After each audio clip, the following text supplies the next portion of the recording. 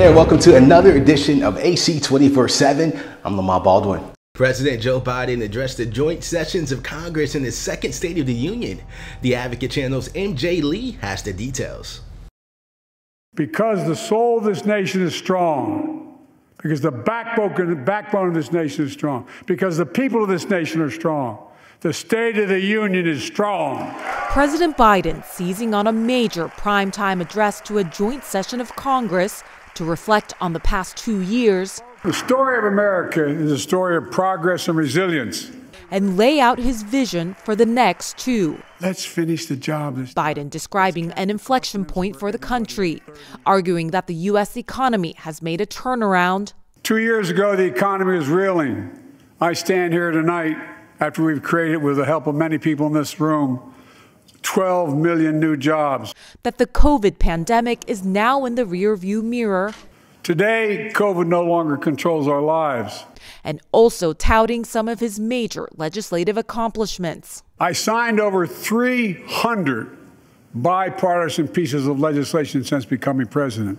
A notable difference from Biden's last State of the Union address, Republican House Speaker Kevin McCarthy seated behind the president. The new Speaker of the House, Kevin McCarthy.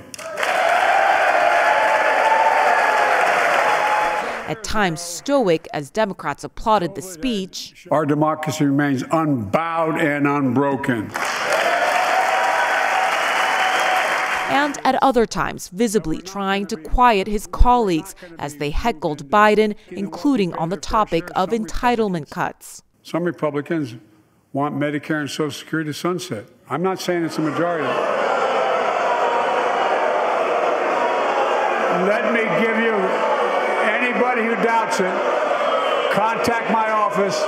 I'll give you a copy. I'll give you a copy of the proposal. Look. Still, the president insisting that he will work with the other party. There's no reason we can't work together and find consensus on important things in this Congress as well. Foreign policy also in the spotlight following the dramatic downing over the weekend of a Chinese spy balloon. Biden only making a passing reference to the incident and instead emphasizing America's readiness to compete with China. The guests invited to Tuesday night's speech by First Lady Jill Biden painting a story of some of the president's top priorities and challenges over the past year. Ukraine's ambassador to the U.S., a reminder of how much the war in Ukraine has tested and dominated Biden's second year in office. Because we're going to stand with you as long as it takes. Paul Pelosi, husband of former House Speaker Nancy Pelosi, who was violently attacked in his home and raised alarm about political extremism. But such a heinous act should have never happened. We must all speak out. And the parents of Tyre Nichols, a man whose death after a violent beating by police officers prompted outrage and grief across the country. Let's commit ourselves to make the words of Tyler's mom true. Something good must come from this. All of us in this chamber, we need to rise to this moment.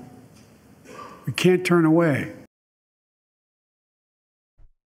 Thank you for joining us for another edition of AC 24/7. For more content that advocates for you, go to advocatechannel.com and follow us on Instagram, Twitter, and Facebook, and subscribe to us on YouTube. For the Advocate Channel, I'm Lamar Baldwin.